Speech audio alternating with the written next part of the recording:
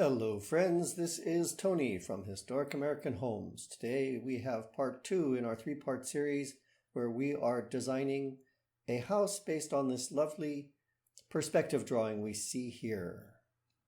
The drawing is by Ralph Adams Cram. He designed a lovely home. Unfortunately, we don't have the floor plans. So we're going to make up our own floor plans that fit with this beautiful drawing. Now I'll recap quickly what we did in the first video. We simply created a massing model. And a massing model is just simply a solid block representing the overall shape of the structure. So we built a massing model that approximated the shape of the perspective house, and that gave us a kind of a shell that we could work with, within which to develop some floor plans. So that was the first video. You may want to go back and look at that. I'll put a link in the description and in a little card in the upper right corner of this video. Now we will look at our floor plan options. In looking at the exterior, I thought, well, when it comes to doing the inside, we've definitely got what I would describe as an English arts and crafts style going on here. This is the root of the American craftsman movement. And for the inside of this house, I thought probably there are going to be a couple of key design features. One of them is probably a staircase. They tended to make really beautiful staircases and use the staircases as important design features inside.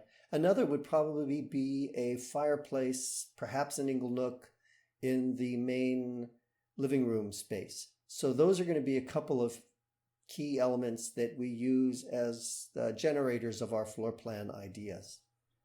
So before going into detail on the floor plans, I thought I'd just share with you some images. These are a variety of staircase designs and fireplace designs, come from a number of sources.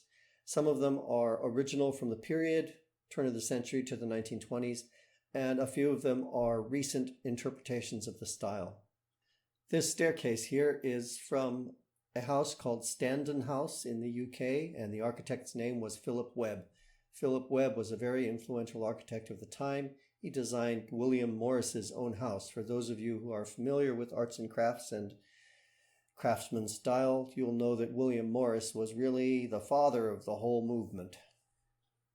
This is, I think, a 1920s house, and this was also in the UK, but this house was just a stock home by some unknown builder who was inspired by some of the ideas of that movement.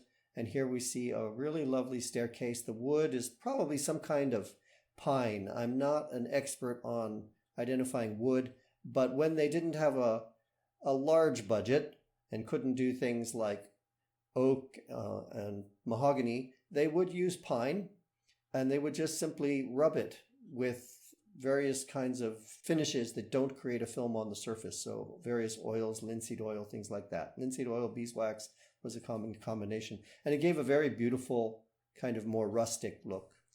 This is an American example, green and green. The Green brothers worked in the first half of the 1900s.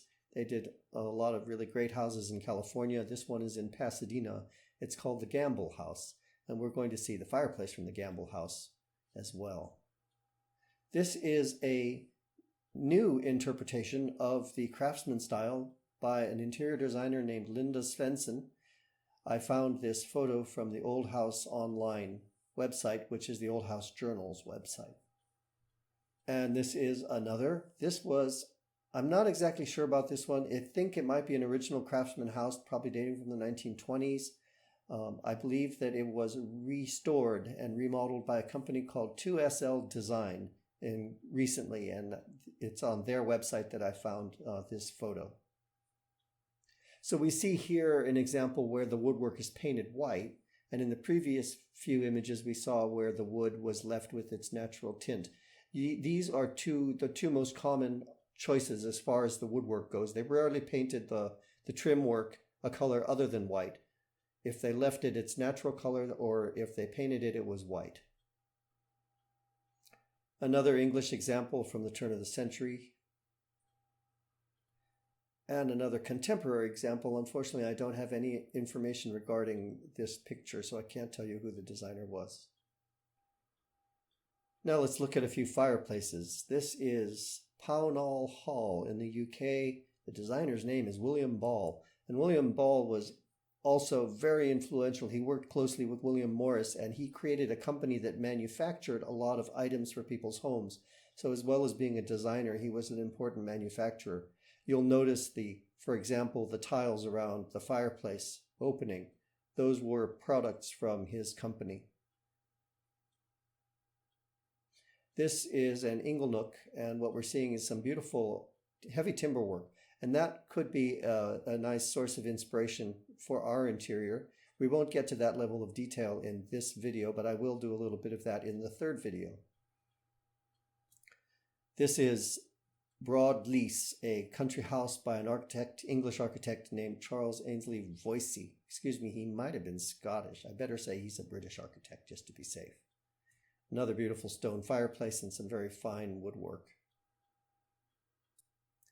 Another Philip Webb design, who did William Morris's house. This is called Standen House, and here we see a bit of stone combined with painted trim, painted woodwork.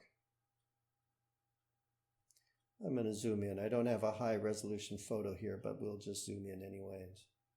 Get a better look at that. Here we have another view of Standen House by Philip Webb, and another interesting combination of woodwork and stone's fireplace around. Now I've been proven wrong. So this woodwork and trim is painted to have beautiful forest green. So there are exceptions to the rule. It's all a question of good taste. And this is a contemporary version of the American Craftsman design. The tile is by a company called Motawi Tile, M-O-T-A-W-I, and the interior designer's name is Michelle Nelson. And she created this beautiful composition of built-in bookcases and tile fireplaces around. Classic craftsman combination with these small windows up above and then the chimney in between, which would be visible on the outside of the house. So that concludes our pretty pictures, and now we're going to get into our floor plan options. So the first thing I did was I went back into that massing model I had in the previous video, and I kind of hollowed it out. I gave the exterior walls some thickness, and I gave the roof shape some thickness. I'm not fussing about details at this point. The idea was simply to start developing some volumes that we can use. So here we see the overall shape, and we'll take a look around it a little bit.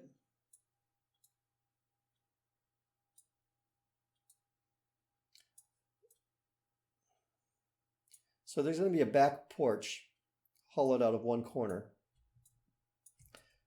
A hint of that was visible in the perspective drawing.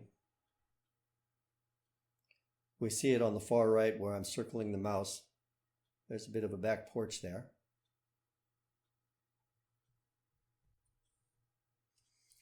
So we're going to be looking at 5 options. Now I had no intention of creating 5 options when I started. I thought I'd probably just do 2 or maybe 3 at the most, and it mainly had to do with how I was going to locate the staircase. But as I did that, I got more and more ideas. So I went ahead and explored them to some degree or another. We'll look at the first option, first floor. So what we see is a recessed front porch and the entry in the center. Several of these options have the entry in the center, which is not where he apparently put the entry. If you look at the perspective drawing, we'll come back to that. But I liked the idea of a central entrance hall with rooms on either side and incorporating that staircase into the entrance hall. Now, the idea with the staircase is that it's going to become an important design feature on the interior, but I'm not interested in going to that level of detail now. I just want to see what kind of overall plan arrangements work best.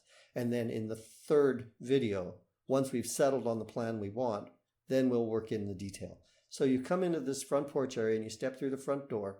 You look off to your right and you can see past the fireplace to the sitting room. And then there'll probably be a window at the end to end your view there.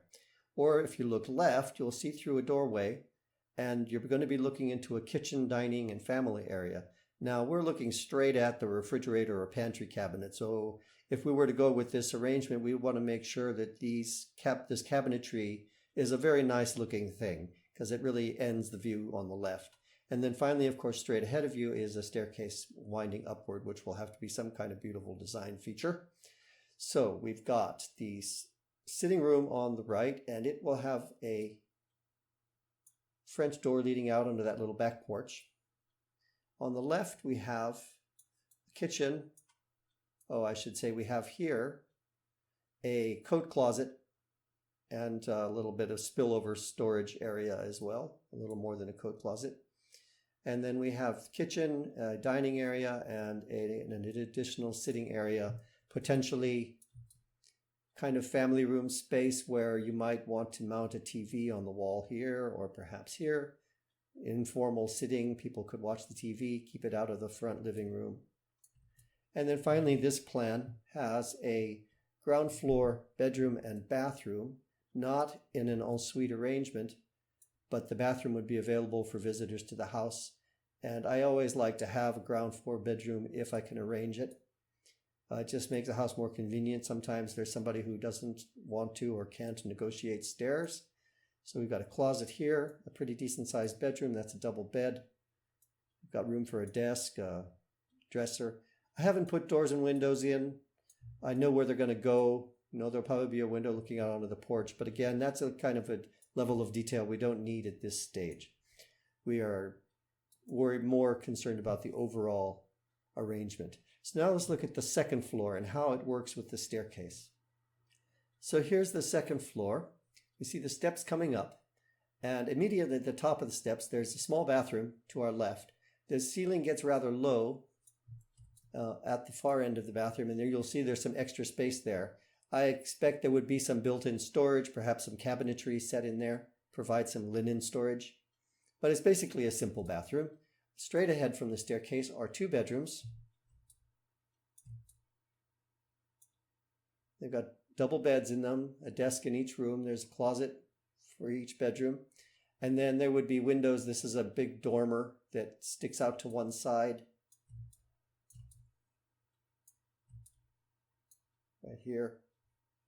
Let's go back to our perspective. It would be this dormer on the right.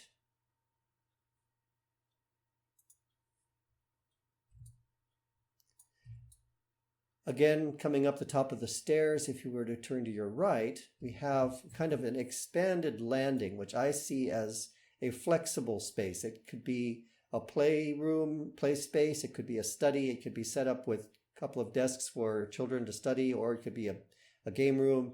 Keep the games out from the downstairs. Flexible space like this on the upper floor, I find, is something that most people find very useful.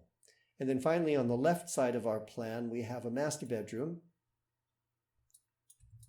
So you would be coming up the steps and around. Again, there's a dormer window that looks out with a couple of windows in it, plenty of light there. The bed itself is tucked into something of a nook. That's a king-size bed with two bedside tables, so there's plenty of space there. The ceiling is a little bit low because we're in the attic, but plenty high enough that if you're in bed sitting up, you're comfortable.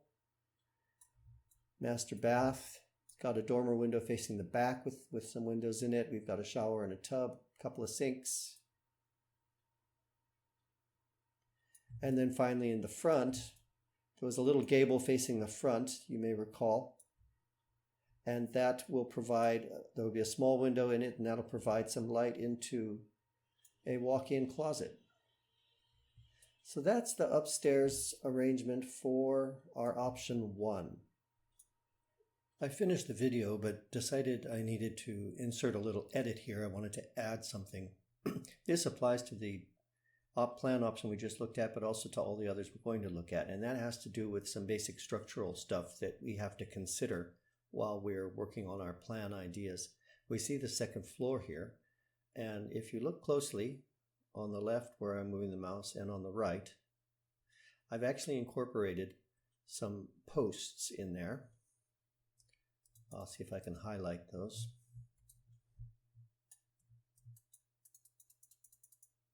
There, on the left and over here on the right. So what we're seeing has got to do with the roof. Now this house has a quite complicated roof shape. Turn the roof on.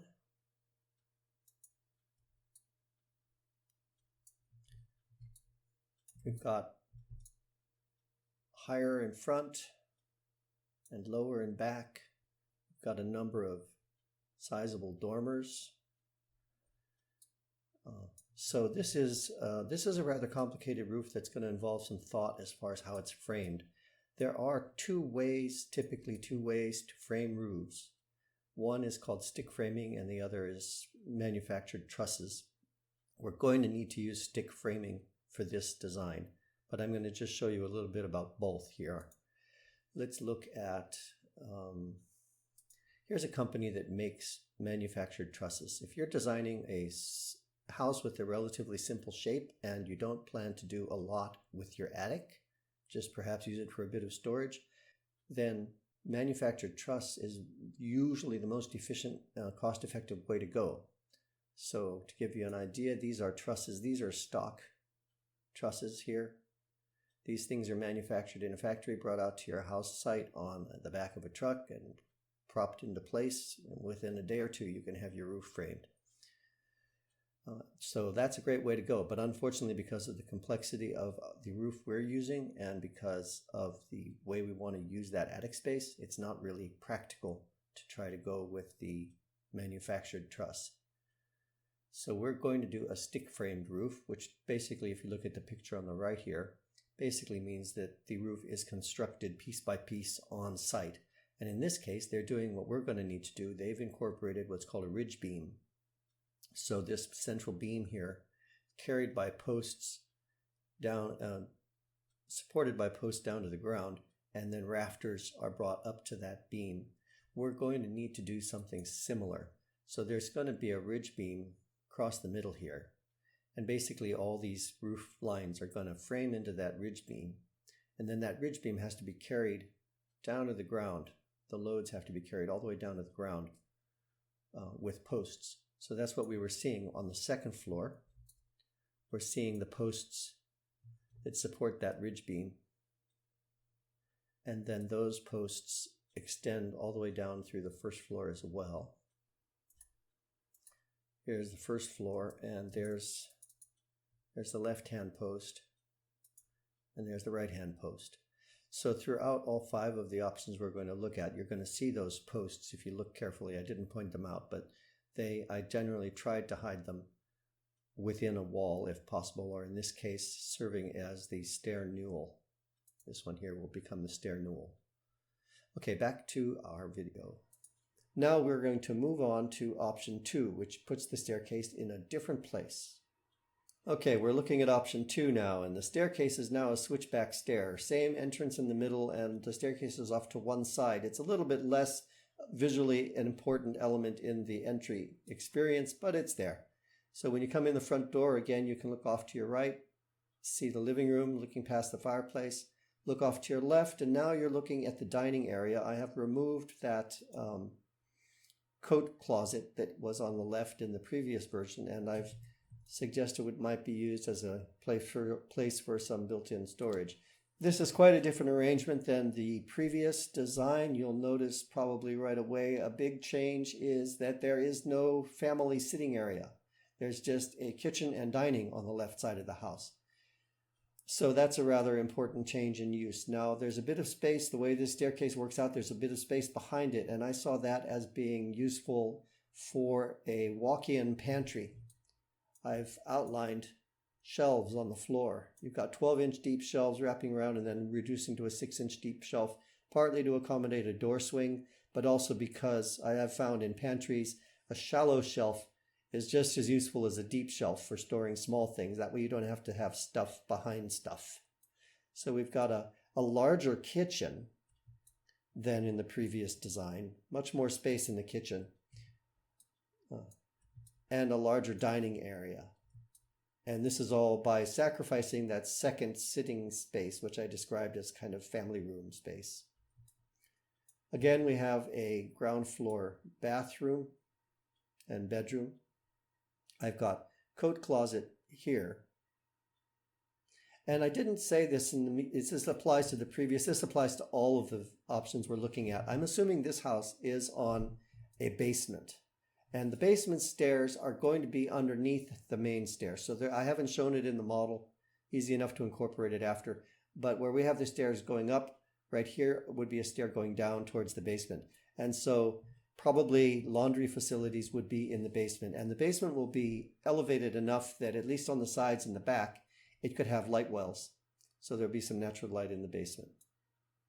Okay, now let's take a look at how this arrangement works when we have the switchback stair to the second floor. We'll go now to the second floor. We are now on the second floor. And you see the stairs coming up here in the middle. The stairs lead us to a hallway, small hallway. Immediately coming up the stairs, turning to your right, and in here is the bathroom that serves the children's bedrooms. It has a small dormer facing the back, which would have a window in it. We have a bedroom off to the left for one child. One of our 3 bedrooms, not counting the downstairs bedrooms, there's 4 in all. Dormer window facing the side, double bed, and a small walk-in closet. The other bedroom has, this is closet here, and again a pretty good size. Now both these bedrooms are considerably larger than in option 1, and this is because we have eliminated the play space expanded landing area, and the master suite is also considerably larger than the previous option. So we have larger bedrooms and more storage all around, but we have traded off not having that flexible play space. So coming up the stairs, let me move over here. Coming up the stairs, you would turn to your left, pass through a door right here. This would be a walk-in closet wide enough to have full height hanging on both sides. Continuing straight ahead, you'd be seeing a little sitting area with a window looking off to the side and a dormer. Should the bedroom door be left open, you would not actually see the bed. It would comfortably fit in the space around the side here with another window facing the garden. And then it has a nice spacious master bedroom with a large shower and a tub. There'd be a little window in this little gable here. That's in the perspective we started with. And that would bring in a little natural light in the tub area. So that's the upstairs for option 2. Now let's take a look at option 3. With option 3, I thought I like that switchback stair. It's got some potential to be a really nice element. However, the way I had it tucked in option 2, we really didn't get to see very much of it. So I put the switchback stair where in option 1 we had a straight flight. So now you come in the entrance hall and you're seeing the first half of the stair rising up, and then it continues on up. To your right again is the living room. To your left, we're seeing a similar kitchen arrangement to option 1. And we do have enough space here for dining and a sitting area. It's not quite as spacious as option 1. And I'm going to point out an important reason for that. This has to do with choices that we can make. I actually included in this plan a little space right here next to this bathroom. It's large enough to put a washer and dryer side by side or side by side the other direction. So a little laundry room on the ground floor next to the bathroom. And you could, from upstairs, you could come down the stairs and go through and you could go to this little laundry room. Now, if you didn't want the laundry room in the basement, this would make it closer to all the bedrooms and still not in the front of the house. However, that means that it's taking a little bit of floor space away from what would have otherwise maybe been a larger family room space. You see, we could take these walls out and the family room could basically be like that. And that would be what we saw in option 1. So it all comes down to whether or not, in this case, we want to put a laundry on the ground floor.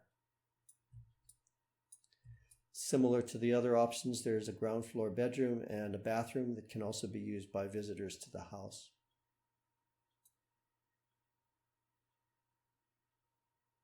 Now let's take a look at the second level for option 3. We're now looking at the second level of option 3, and I have restored that play space study, upstairs study play space area. I've got the stairs coming up. To your right at the top of the stairs, there's a bathroom. Straight ahead, there are 2 bedrooms, and to your left is that play space.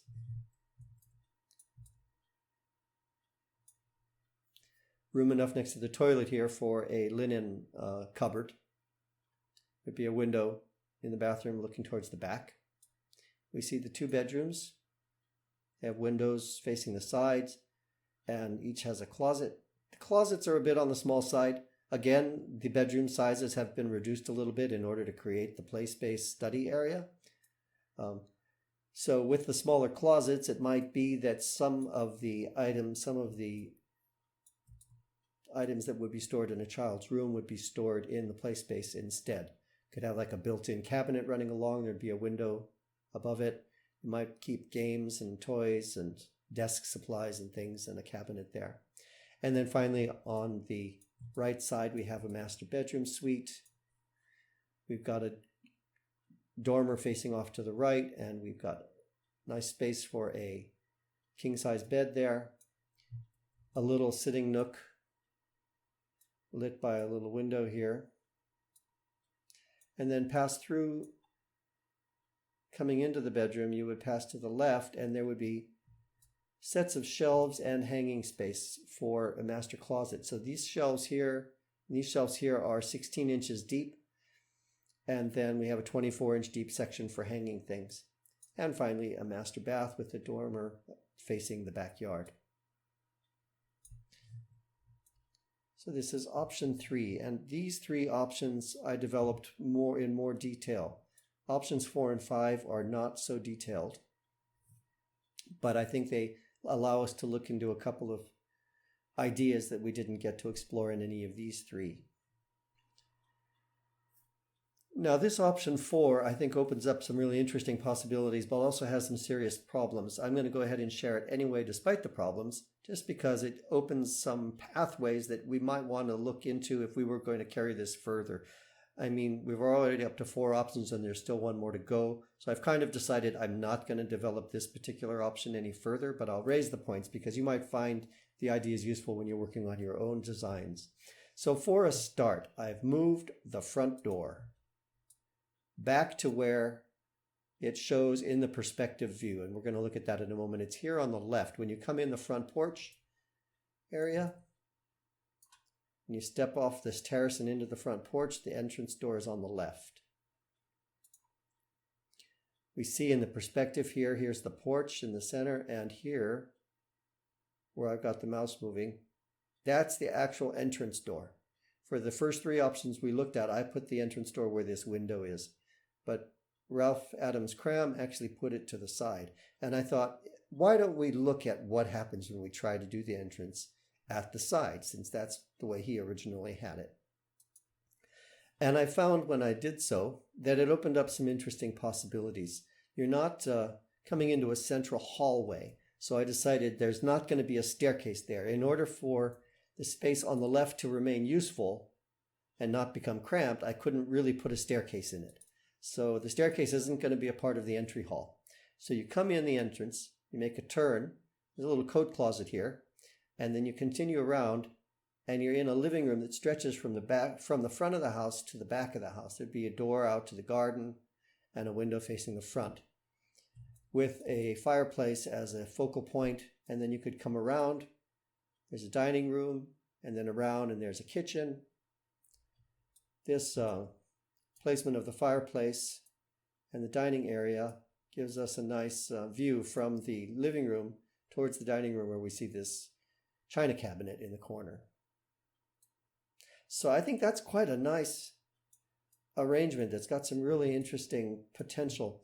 But where do we put the stairs? Well, this was my first impulse, was to work the staircase as a part of the living room. And I thought it could be a nice thing, but really we don't have really enough space for it. It cramps the living room a little bit. I've actually put a powder room underneath the stairs, and that also puts the powder room rather too close to the living room, in my opinion.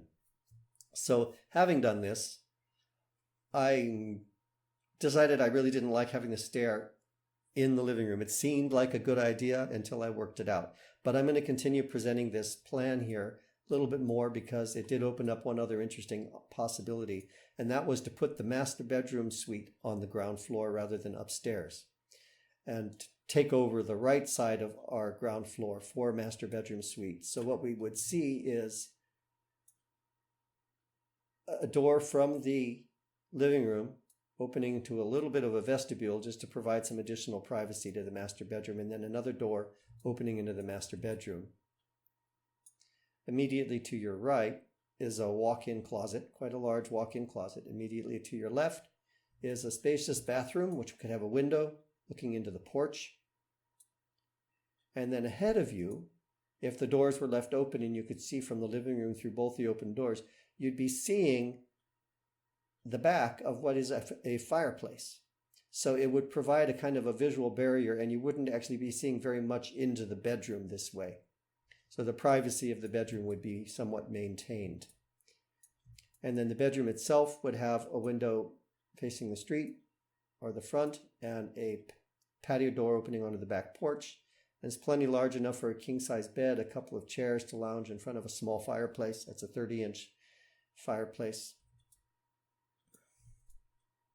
So I'm going to go off on a quick tangent on fireplaces. I'm going to mention that there are more and more places in the United States where you're really not allowed to build an open wood-burning brick fireplace. So I've basically gotten into the habit of making, including gas fireplaces rather than actual brick fireplaces.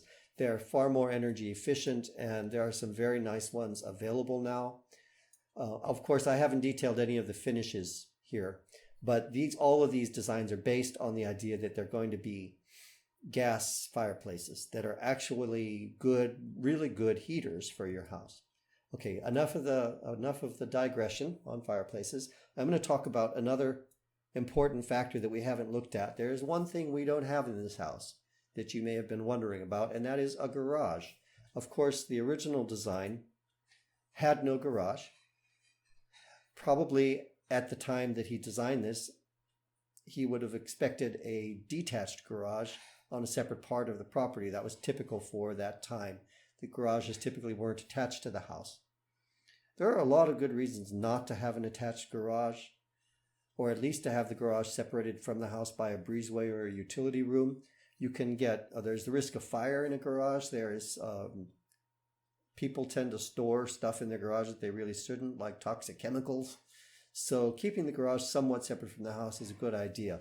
Anyhow, I think if I was going to add a garage to this design, what I would probably do to any of these options is come off the side and use either a breezeway or a mudroom, utility room type space. It could be a great space for entering the house on snowy, muddy days, and then have that linked to a separate garage. Keep the profile of the garage as low as possible, but maintain the type of roof lines and materials that the house has. So I think that an interesting option to explore would be to move the staircase out of the main house area and make it a part of that link to take you upstairs. So that would be something to look at if a person wanted to pursue this particular option in more detail. Now, I decided not to go any further with this because we're already up to 4 and there was still one more option I wanted to look at. So I didn't carry this on up to the second floor. But if we did do a second floor option, what would be happening is we'd be coming into the second floor from the side here rather than in the center. So it's a really key difference in how the space is arranged. Now let's move on to our last option. Option 5 brings us back around to option 1 in a way. We've got the same staircase as option 1 with the entrance back in the middle of the porch. And still, when we look off to our right, we see the sitting room. So all of these are common factors with option 1. But I have moved the downstairs bedroom to the opposite side, and I've created a family room space that stretches across the back of the house entirely. The dining area would have a little window looking out onto the porch, perhaps a window towards the backyard. The family room could have a French door to the backyard, and then the kitchen is in between. From the living room on the right, we also have a French door which would lead into that back porch. And then finally, at the left, we have a compact small bedroom with a small closet and a compact bathroom next to it, which would also be used by visitors. So this is not intended as a master bedroom. It's an adequate bedroom. It's a very nice bedroom, but it's not a large one. So depends on people's needs. I've shown a double bed. I haven't shown any other furniture, but there's room for a desk or a dresser in the corner here. And then we have that staircase wrapping up in the middle. I personally really like this arrangement. I'm kind of leaning towards this one. The fireplace becomes something of a freestanding element between the living room and the dining room. So I think the treatment of this line between the kitchen and the dining room needs to be handled really well, and in a way that's in character with the house, because it's beginning to become something of an open plan, which is not exactly typical of those houses of that period. So I think with some careful use of timber on the inside, like that one fireplace we looked at earlier, which had timber around it, I think some careful use of some wood beams would help to make the spaces work nicely and still keep a traditional feel. So this is our option 5, and I have not done a second floor because it would probably be the same second floor as we saw in option 1, since we have the staircase in the same place. So I'll do a quick recap of each option. We'll look at the ground floor and then the upper floor for each option. And then I'd love to hear your ideas and thoughts regarding the different options, if there are things that you particularly like or dislike about any of them, if you have a favorite one amongst them, or if you think there's some completely different idea that I overlooked and should have included. So please do leave comments and let me know your thoughts. So here's the ground floor, option 1, entrance in the middle with staircase in the front entrance hall, family space wrapping around on the left, living room on the right, and ground floor bedroom in the back.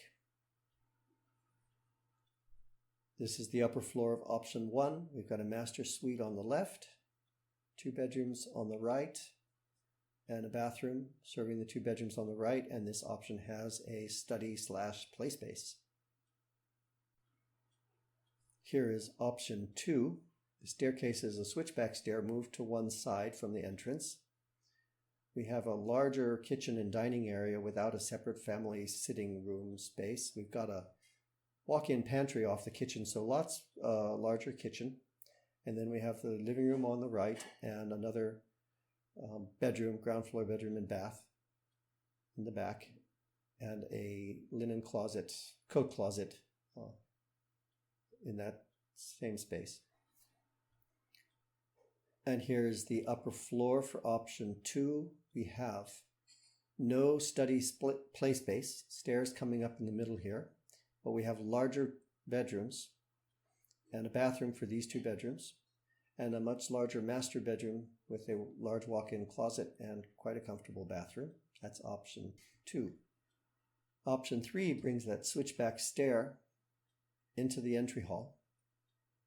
Same living room on the right, similar bedroom and bathroom in the back, and to the left, a comfortable family room space with dining and sitting area, which might or might not be expanded by taking out this laundry and leaving the laundry in the basement. So we could go either way as far as that laundry goes. And this is the upper floor for option 3. Staircase brings us to an expanded landing, which is our play space/study. 2 bedrooms on the left with the bathroom serving them, and a larger master bedroom on the right with its own bath and walk-in closet. Option 4, we moved the entrance in the porch to the left and brought the entrance sequence around so that the living room stretched from the front to the back of the house. Coming around the fireplace, there's a dining room and kitchen, and a master bedroom suite on the ground floor.